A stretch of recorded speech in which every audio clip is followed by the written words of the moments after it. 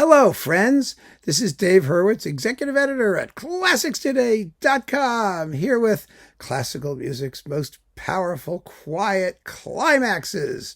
And today we are returning to the world of chamber music, specifically to the Haydn string quartets, and to a movement that I have mentioned before. I grant you that, but when you've made 50, 100 or so videos, the chances of someone encountering that one aren't all that high. And besides, it's such an amazing thing that it deserves to be spoken of in multiple contexts. I'm speaking of the slow movement of Haydn's string quartet in C major, opus 54, number 2.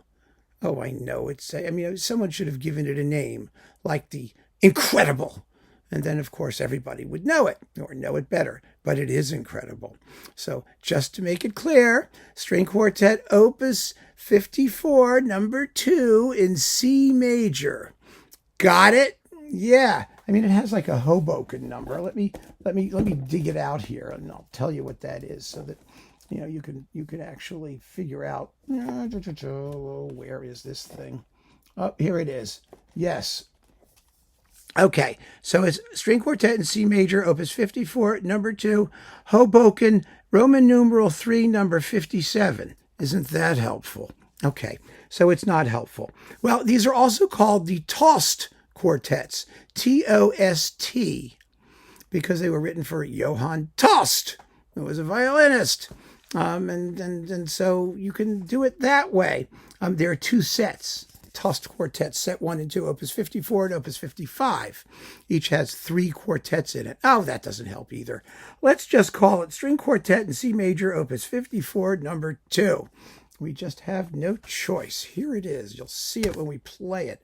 Anyway, the slow movement, the Adagio of this quartet, is one of the most amazing pieces written in the entire 18th century, or 19th, or 20th, or any century. It is a very quiet passacaglia. A passacaglia is a piece of music over a repeated bass line. And in this case, the bass line, it's rather long. It's a long sort of melodic thing. And it cycles around 3 times, going minor, major, minor, minor key, major key, minor key. It is based on, at least harmonically, Hungarian folk music, like a lot of Haydn's more interesting nationalist pieces. And there's a solo violin rhapsody over this repeated bass line, which is just amazing. It's a written out, effectively an improvisation, as perhaps some sort of gypsy or folk fiddler might have done in Haydn's day. The harmonies are extraordinary, as is so often the case with powerful, quiet music. It's nocturnal. It is unbelievably intense. It just has this soulful, unbelievably rich, expressive, poignant, endlessly non-repetitive melody going on above this repeated bass line. It's all done at a very quiet, dynamic level. It's absolutely amazing. Really amazing. One of the most incredible bits of quiet music you will ever hear in your life. And we're going to hear the whole movement. Oh, yes, every single last bit of it. Well, it's only 3 and a bit minutes long. It tends to be rather brief. The whole quartet is extremely compact. And it's rather amazing because in another one of the most powerful ever climaxes, quiet climaxes in classical music, you've got the finale of this quartet, which ends quietly with a slow movement, which is very, very, very unusual. And you can listen to the whole quartet for that. You get 2 quiet climaxes for the price of 1. But for the moment, we're going to simply take on the slow movement, the Adagio, with the Kodai Quartet on Naxos, and here it is.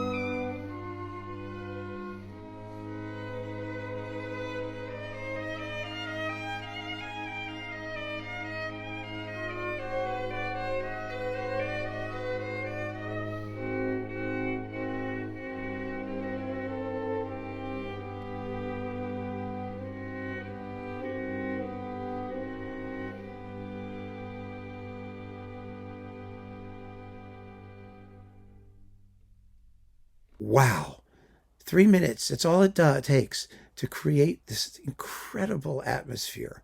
Amazing, amazing mood and an intense, soulful, ongoing melody. And oh my gosh, it just blows me away every time I hear it. And I hope that it did the same for you, because it is definitely one of classical music's most powerful, quiet climaxes, the very heart of this quartet. So keep on listening, friends. Thanks so much for joining me. Take care.